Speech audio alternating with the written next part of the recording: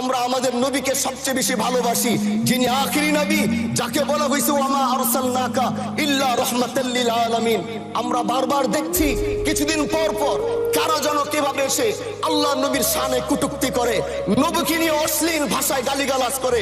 এই দেশের মানুষ নামাজ না পড়লেও যদি কেউ নবীকে কটূক্তি করে তার কলিজা ছিঁড়ে যায়, সে রাজপথে নেমে যায়।